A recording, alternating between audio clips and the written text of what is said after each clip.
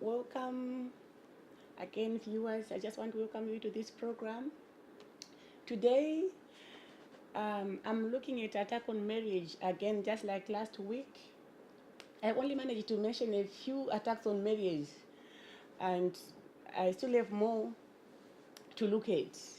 Marriage was created by God, and when He created marriage, He had plans. He had what He wanted it to be like. But when the devil saw it, he attacked the marriage that God had planned. Because every time God does something and people follow it, the devil is not happy. He's not happy, and he attacks whatever God would have done. So today I want to look at another attack on marriage, which is fighting in marriages. Couples that are married are fighting each other. The fights that they are going through, I want to divide it into three. There's first of all physical assault, physical attack when the wife or the husband fights their spouse. They are beaten, physically attacked. It is happening in marriages, and it's so common, and it's happening almost every day. When it happens, it's not normal. When it happens, you have to do something about it. You have to take action. The other attack that is happening in marriage, besides physically attacking each other, there is couples are going through what causes them pain. Maybe it's the wife, maybe it's the husband. Their spouse will do to them what causes them pain, and they are crying. Most of them, they are just shedding tears. They don't know what to do. They don't know where to run to. They don't know where to get help. And then the other attack, the third one, is retaliation. Maybe it's a wife, maybe she hears that the husband has got a girlfriend. And then she'll say, okay, I want to retaliate, I want to have a boyfriend as well. Maybe it's the husband hears that the wife has got a girlfriend, a boyfriend, and he says, I want to retaliate. Or it's always one would have done something. Instead of addressing what has happened, instead of looking at the issue together, the other one will just say, okay, I want to do it as well. Or because he has done this or she has done this, so I will do this and this. So there's a lot of retaliation. So the problem I'm looking at today, the attack on marriage I'm looking at today, is physical attack when couples fight each other physically. Maybe they call police or whatever happens, but one is beaten or they beat each other. At times it's the man beating the wife, at times it's the wife beating the man. It's both ways. And then there's shedding of tears, going through painful experiences when either the husband does what causes the wife to cry, or the wife does what causes the husband to cry. And they cry, they don't know what to do, they don't know where to turn to. And then there's retaliation. If you are going through one of these problems I've mentioned, or you go through both or all of them, you need to take action. You have to do something about it. You cannot just watch it, because when you're attacked physically, it's not good. Or when you cry, it's not good. When you go through painful experiences that you cannot control, you cannot change, and you find yourself shedding tears all the time, or you find yourself saying, I want to retaliate, I want to do this too, you want to fight back at your spouse, then it's not good. You have to take action. There's appropriate action you can take besides fighting back or retaliating or shedding tears. The way to address it is in two parts. There's the way you can address it physically, and then you can address it as spiritually as well, going to prayer. You have to address it both ways. Don't just address it physically and leave the prayer part of it. Don't just address it with prayer and leave the physical part of it. Do both so that the problem is solved completely. I want to look at the physical solving of the problem part of it. When you go through such problems in your marriages, whether you're attacked physically or you go through experiences where you shed tears, or you get experiences where you want to retaliate, then you need to seek help. The first place I would advise you to go and seek help is the church. You have to go to your pastor and talk to them about what you are going through. Or you go to the church leadership or church management or someone in church that you can talk to and tell them your problem, whatever you're facing, whatever you're going through, and expect them to help you. But most of the times what is happening today, what is common in churches today, is if one couple or one person goes to church or to the pastor with their problem in marriage and present their problem. Remember, this is a problem that is private. This is a problem that is happening in their house, in their family. No one else knows unless if they come forth and say it. Otherwise, if they haven't said it, no one would know. So what is happening today, the main problem is when people go to church and they present their problems to the church, to the pastor or to someone in church, most of the churches, most of the pastors, they take the problem to the altar and they preach and everyone will hear about the problem of that person. They forget that when one person came forward to present their problem, there are other 20 people in that church who are facing the similar problem, who don't know what to do, who are not courageous enough to go and seek help from the pastor. So when the pastor takes the problem to the altar and he tells everyone, the other 20 people will say, oh, if that is the case, I will not go. So they decide to stay in the marriage. They decide to stay like that because they don't know what to do. Because they saw that so and so who went with their problem, it was preached on the altar. So it is scaring people. They keep quiet in churches not because they don't have problems. They've got problems, but the problem is that the pastors will preach about the problem. At times the pastors, they don't preach about the problem. Maybe they just tell people who they work with. And then the people they work with will tell everyone else until it gets to the person that went to the pastor with the problem. So when they hear it, they are not happy. Even the pastor might tell people around him, the people he is working with, and then they tell others. The others that they tell, when they hear that the problem of this and this, that he or she went with to the pastor, is now being discussed, they are not happy. Then they'll say, I've got a similar problem, so I'll not go. Why? Because if so and so went and it was discussed, there is no need. So they decide to stay like that and face the problem. Or they decide to break the marriage. Why? Because they are not getting the help that they should get from the church. And maybe they got the help that they wanted from the church, but it was preached on the altar, or everyone else was told, or people in the departments were told, and everyone knows that it is their issue. So they are not happy.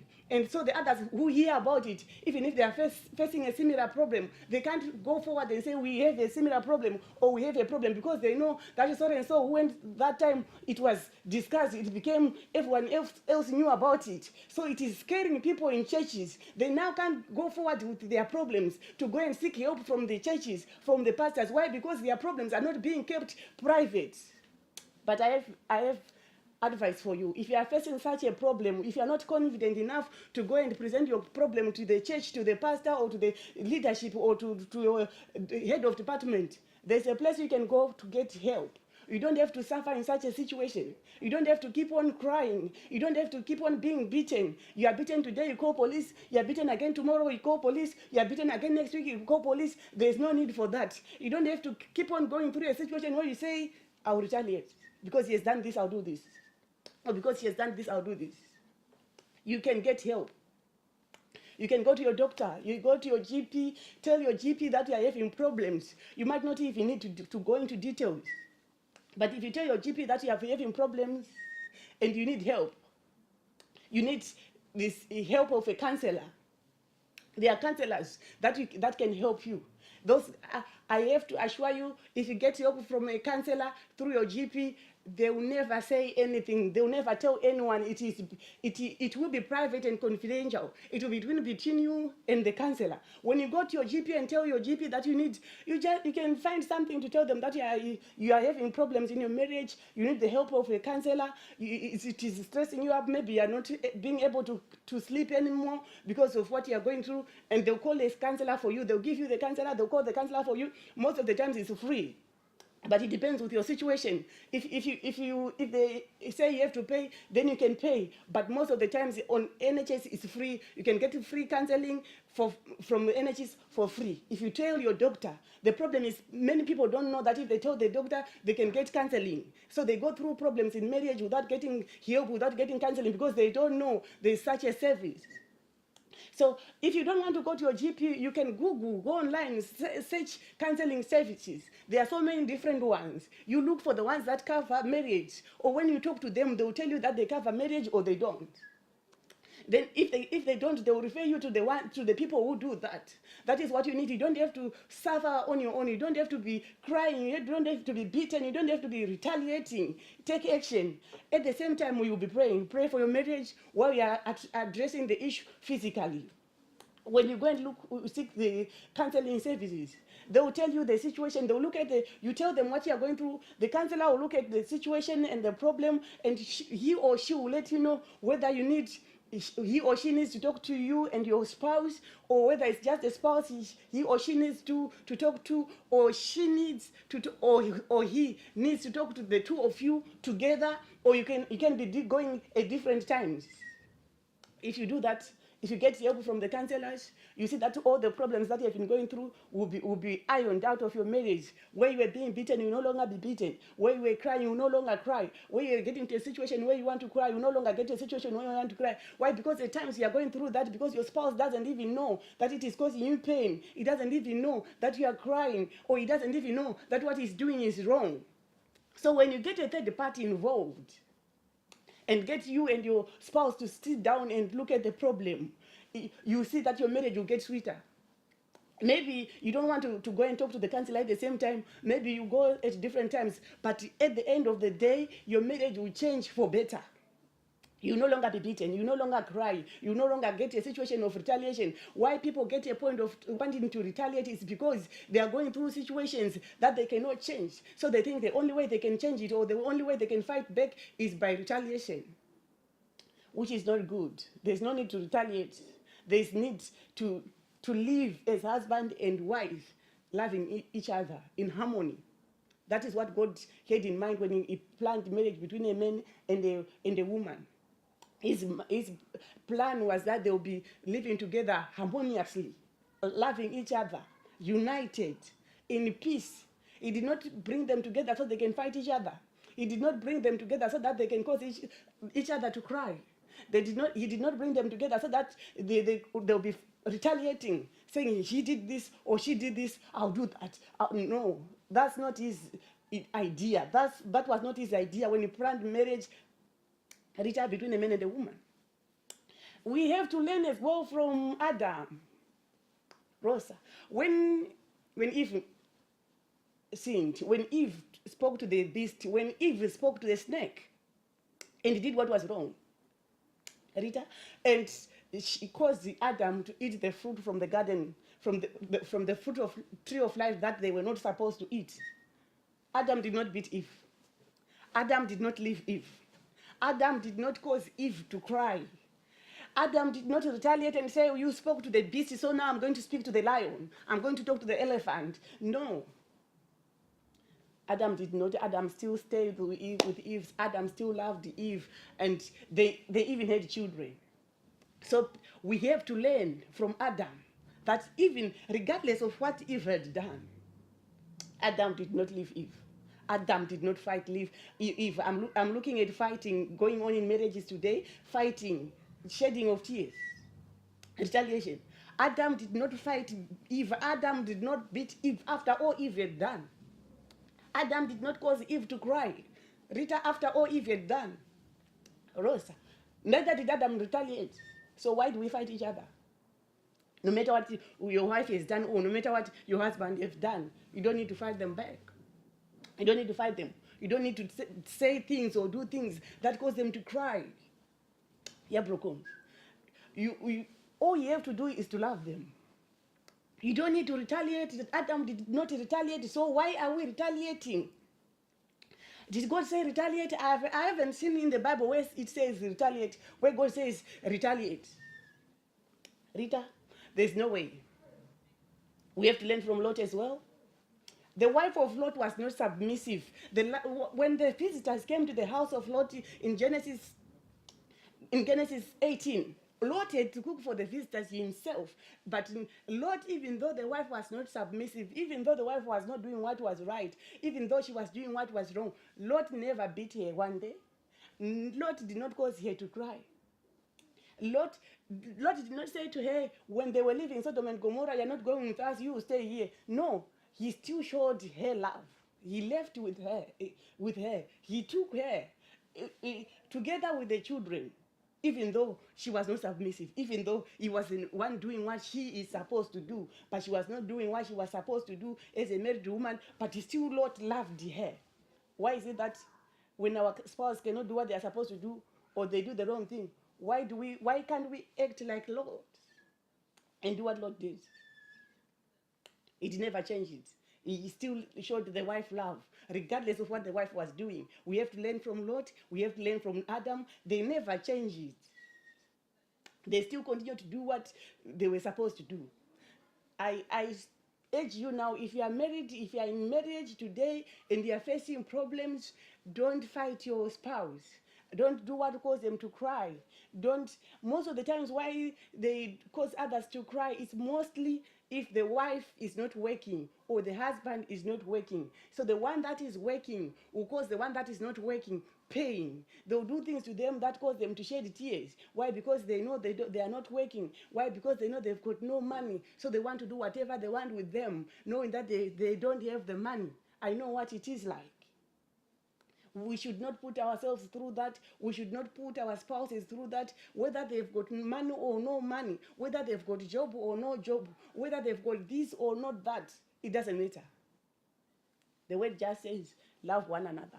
It didn't say, love the one that has got money. If your spouse has got money, love them.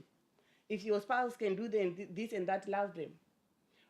No, it did not say that. It just said, husbands, love your wives. And wives, submit. Okay. The word says in Ephesians 5:25, husbands, love your wives just as Christ also loved the church and gave himself up for her.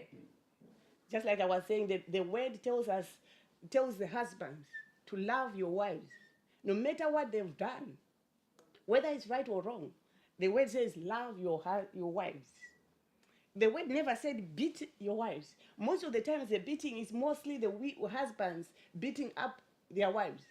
The word did not say so. It did not say husbands beat your wives. The word says husbands love your wives. Ephesians 5:25. Husbands love your wives. And it goes on to say, just as Christ also loved the church and gave himself up for her. So you as a husband love your wife as well and give up yourself for her. Do what you can do for her. Go out of your way for her. Show her love, show her respect, show her honor, because she's your wife. And the word says you should love her. Why God brought Eve to Adam was for Adam to show her love, not for Adam to beat her up. Rita, so we have to change our ways and do what the word says we should do. And do what God expects us to do. The Bible says also in Ephesians 5:28, so husbands ought also to love their own wives as their own bodies. He who loves his own wife loves himself. So as a husband, you're expected to love your wife the same way you love yourself. If you don't beat yourself, why do you beat your wife? If you don't cause yourself to cry, why do you cause yourself to cry? If you don't retaliate against yourself, why do you retaliate against your wife? The word is clearly saying, love your wives. Yeah, broken. The word did not say, beat up your wife. The word did not say, cause your wife to cry. The word did not say, do this and this to your wife. No. The word did not say, do all the other things that you do to her that is not right. The word says, love your wife, love your wife, love your wife. This was the instruction God had written in the book for us. This is the instruction that he expects us to follow. When you're a husband, you are married out there, the Bible is telling you to love your wife. Don't do what is not right to your wife. No matter the situation, no matter the circumstance. The moment you love each other, any problem that you have been facing, the problem will be cleared. But if there's a problem, remember where the problem is coming from. The problem is coming from the devil. Why? Because he wants to see you fighting. He wants to see the other one crying. He wants to see the other one retaliating. So if there's a problem and you don't fight, you don't retaliate, the devil will leave you alone, leave that marriage alone, knowing that they are in agreement, they love each other, they are following what God said they should do. Because when God said a man should leave his mother and father and cling to his wife, and then when the devil sees it happening, he sees a couple getting married, they're coming together, getting married, they've got everything, they've got children, they've got everything. And then the devil is not happy because they've done what God said they should do, and they've done that and they are happy. So the devil will find a way of coming in, just like he found a way of coming in through Eve, to cause problem. So why you are fighting each other, why you are causing your spouse to cry, why you are retaliating, it's because that's what the devil wants. Because he's not happy when the two of you are happy. Because when the two of you are happy, God is happy, because that's what God wants. But the devil is not happy. The devil doesn't like it. Therefore, he finds a way of creeping in, just like he creeped in through Eve. So whenever you see a problem, don't let it be the point of you fighting. Don't let it be the point of you causing your spouse to cry, shed tears, and go through painful experiences. But let it be a problem where you come closer and look at the problem together. Where you pray for your marriage together. If you can't pray together, go down on your knees on your own. Whether you are the husband or whether you are the wife, go down on your knees and pray for your marriage. And then go and seek help. Go to the GP, go to the pastor, go to people that can help you. If you don't want people in church to know about your problems, go to your GP. Your GP will give you a counselor. If you don't want to get to your GP and you can pay, go online, Google counseling services. No one will know. So you might have a counselor coming to your house, or you might end up going to the counseling services. The two of you, no one knowing that this is what you are doing. It's between the two of you, and you'll be paying. What the good thing with counseling services is you can pay on the number of sessions that you want to do. Maybe if you want to do only 3 sessions, you can just pay for those 3 sessions. If you want to do 6 sessions, you can pay for those 3 sessions. If you want to do 20 sessions, it's up to you. So if you want to do it privately and you pay, that's fine. You can just do it privately and you pay for your sessions, and then they help you. They create a platform for the two of you to sit down and look at the problem that you are facing, so that the problem is addressed. And then the two of you will be able to see where you are going wrong and where you are not doing what you are supposed to do, and then it's corrected. Because most of the times why people end up fighting each other is because the one that is doing the wrong thing, they don't even know that they've done the wrong thing. As far as they're concerned, they think they've done the right thing, but what they've done is wrong. Maybe the other person sees it is wrong when it's not even wrong. So when you sit down with someone else, with a third party, to look at your problem, it will be solved. So it's up to you which way you want to go. You want to go and get help, counseling services from your church, that's fine. If you want to go into your GP, that's fine. If you just want to go to counsel and seek counseling services privately without involving your GP, that's fine. It's all up to you. But you have got to do something about it. You cannot just sit down and watch it. You cannot just sit down and be crying every day. You cannot just sit down and be beaten every day and then say, I'll call police. You cannot just sit down and say, he has done this and I'll do this, or she has done this and I'll do this. No. You've got to do something about it. Get it addressed.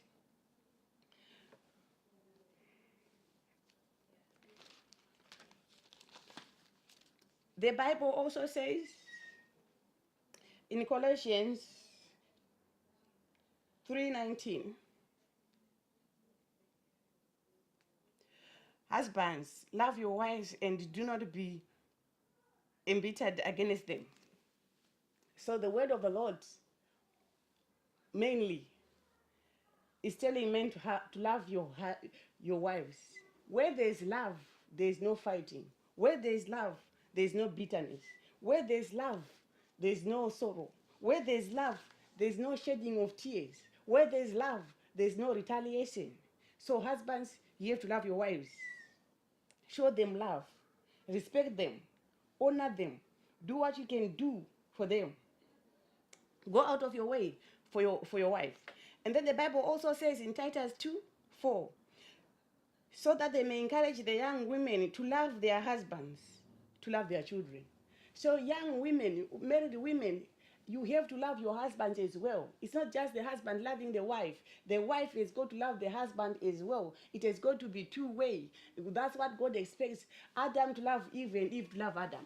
It doesn't have to be one way. It doesn't have to be just the husband loving the wife and the wife doesn't love the husband. It doesn't have to be just the wife loving the husband and the wife doesn't. The husband doesn't. It has got to be both ways. The wife loves the husband and the husband loves the wife.